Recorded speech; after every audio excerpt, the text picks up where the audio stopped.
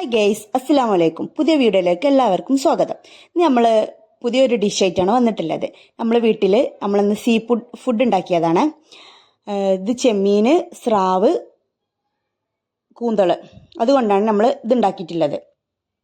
അപ്പോൾ ഇതെങ്ങനെ ഉണ്ടാക്കുകയെന്ന് വെച്ചാൽ ഇത് തേങ്ങാപ്പാലിലാണ് നമ്മൾ ഉണ്ടാക്കുന്നത്.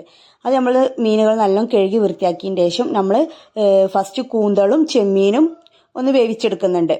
ഇത് തേങ്ങാപ്പാലിലാട്ടോ ഉണ്ടാക്കുക. നല്ല രണ്ട് മൂന്ന് സ്പൂണ് തേങ്ങാപ്പാൽ പറന്ന് അതിലേക്ക് നമ്മൾ വൈറ്റ് പെപ്പർ ഇട്ടിടുക. നമ്മളെ വീട്ടിൽ വൈറ്റ് പെപ്പർ ഇല്ലാത്തതുകൊണ്ട് നമ്മൾ ഇതിലേക്ക് ബ്ലാക്ക് പെപ്പറാണ് ഇട്ടിട്ടുള്ളത്. പിന്നെ കുറച്ച് വെള്ളം ഒഴിച്ചു കൊടുക്കുക. നമ്മൾ ഈ ഒരു കൂന്തളും ചെമ്മീനും വേവാൻ വേണ്ടിയുള്ള ആവശ്യത്തിനുള്ള കുറച്ച് വെള്ളം ഒഴിച്ചിട്ട് നമ്മൾ കുറച്ച് ഉപ്പ് ഇട്ട് കൊടുക്കുക.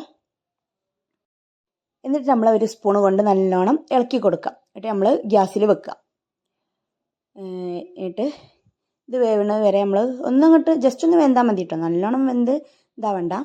കുറച്ചൊന്ന് വെന്തതിന് ശേഷം പിന്നെ നല്ല തിളച്ച് വന്നിട്ടുണ്ട്. എന്നിട്ട് നമ്മൾ അതിലേക്ക് നമ്മളെ സ്രാവ് ഉണ്ടല്ലോ അതിട്ട് കൊടുക്കുക. അത് ആദ്യം തന്നെ ഇട്ട് കൊടുക്കരുത്. അപ്പോൾ നല്ലോണം മീൻ നല്ല വെന്തലിയും കേട്ടോ. അപ്പോൾ അത് സ്രാവ് ലാസ്റ്റ് ഇട്ട് കൊടുത്താൽ മതി. ചെമ്മീനും കൂന്തളൊക്കെ ആയതിന് ശേഷം നമ്മൾ സ്രാവ് ഇട്ട് കൊടുക്കുക.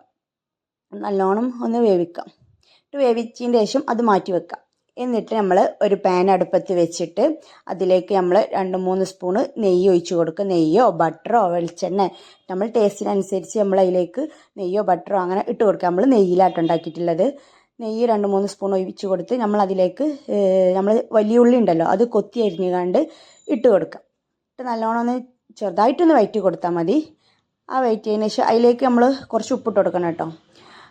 കുറച്ചിട്ട് കൊടുത്താൽ മതി, നമ്മൾ മറ്റേലിട്ടതാണല്ലോ. എന്നിട്ട് നമ്മൾ ഈ വേവിച്ച് വെച്ച നമ്മളെ സീ ഫുഡ് ഉണ്ടല്ലോ അത് അതിലേക്ക് ഒഴിച്ച് കൊടുക്കുക. ചെമ്മീനും കൂന്തളും സ്രാവും ഉണ്ടല്ലോ അത് നമ്മൾ ഇതിലേക്ക് ഒഴിച്ച് കൊടുക്കുക. എന്നിട്ട് നല്ലോണം മിക്സ് ആക്കി കൊടുക്കുക.